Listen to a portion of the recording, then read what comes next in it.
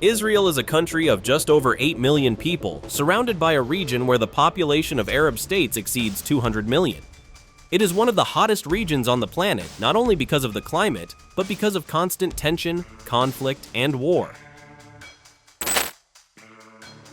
In less than 70 years, Israel has fought 9 full-scale wars, and its first one began the day after it declared independence.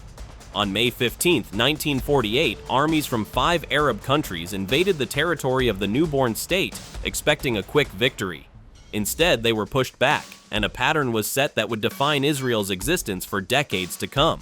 The Suez Crisis, the Six-Day War, the Yom Kippur War, the First and Second Lebanese Wars. These are not just chapters in history books, they are classic armed conflicts of the 20th century studied by military academies around the world.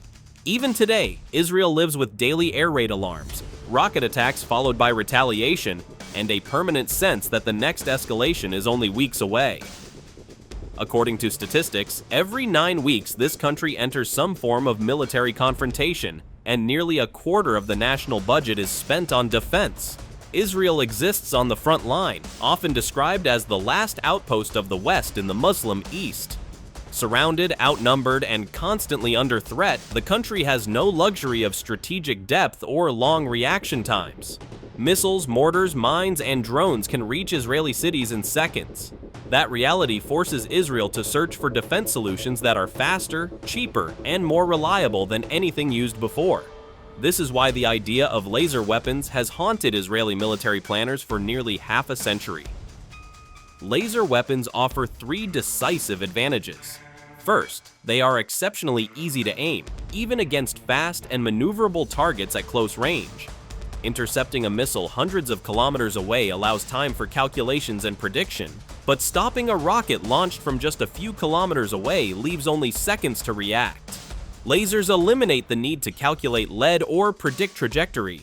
You simply point at the target and fire. Speed becomes irrelevant when light itself is the weapon. The second advantage is cost. The crude Qassam rockets fired at Israel often cost only a few $100s to produce, while a single Tamir interceptor missile from the Iron Dome costs around $80,000. No economy can survive long if it spends that much to destroy such cheap threats. A laser shot, by contrast, costs only a few dollars. The third advantage is endurance. Missile launchers carry limited ammunition and take hours to reload. A laser system does not reload. As long as it has power, it can keep firing. Israel began experimenting with combat lasers as early as the mid-1970s, with companies like IAI and Rafael leading the effort. In 1976, the country tested its first gas dynamic laser with a power of about 10 kilowatts.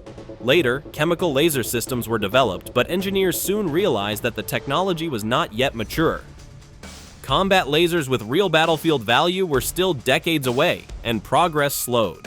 The second major attempt came in the mid-1990s, when Israel partnered with the United States to develop a system known as srael, or Nautilus. Based on a chemical laser producing up to 2 megawatts of power, it successfully destroyed rockets and artillery shells during tests in 2000 and 2001.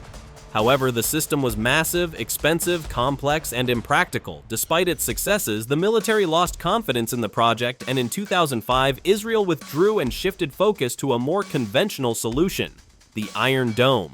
20 years later, the threat environment had changed again. Precision missiles, swarms of rockets, and drones forced Israel to return to lasers for a third time.